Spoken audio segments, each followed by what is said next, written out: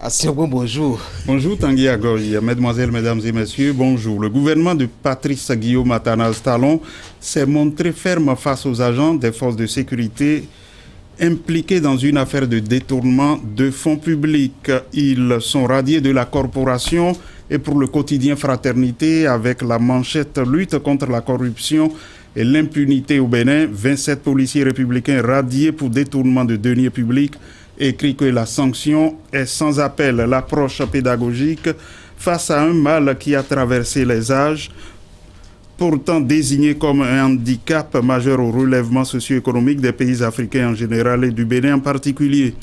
Le journal renseigne que le ministre de l'Intérieur et de la Sécurité publique a décidé de la radiation des 27 agents de la police républicaine impliqués dans la mauvaise gestion des fonds additionnels mis à la disposition des unités opérationnelles de l'ex-police et gendarmerie nationale. Le journal poursuit pour écrire qu'à en croire le garde des Sceaux, Joseph Djogbenou, qui a apporté la nouvelle hier, la décision du gouvernement fait suite à l'avis des conseils de discipline qui ont statué sur la gravité des fautes professionnelles commises par ces hommes en uniforme.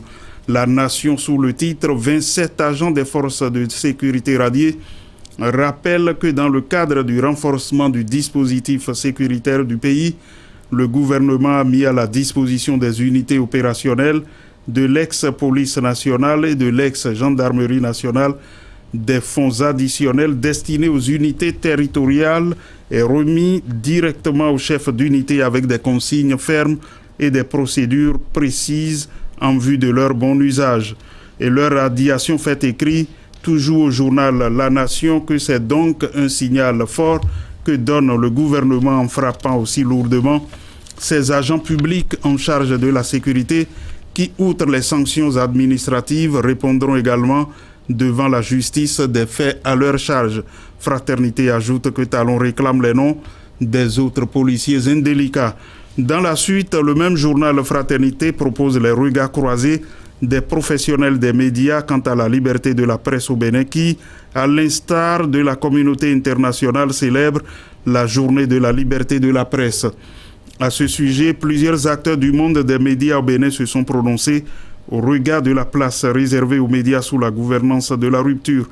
Le journal a pris l'avis, par exemple, du président de l'Union des professionnels des médias du Bénin, Franck Kpotiémé, qui parle du brouillage des fréquences d'une station radio sans qu'on ne puisse intervenir efficacement. Selon lui, la responsabilité relève beaucoup plus de la haute autorité de l'audiovisuel et de la communication qui a les moyens techniques pour constater les moyens juridiques pour réprimer.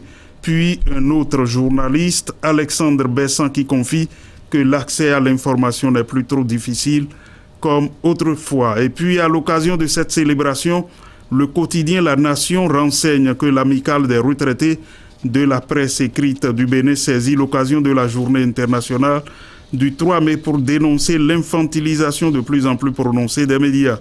Selon le journal, elle appelle les structures fêtières de la corporation UPMB CNPA Bénin à se mobiliser pour mettre un terme à la dérive afin de sauver la presse nationale d'une vénalité mortifère. Pendant ce temps, le médecin de l'Assemblée nationale confirme les troubles psychiatriques de Yatao, révèle ce matin le journal Fraternité qui publie le communiqué du secrétariat général administratif de l'Assemblée nationale relatif à la situation du député.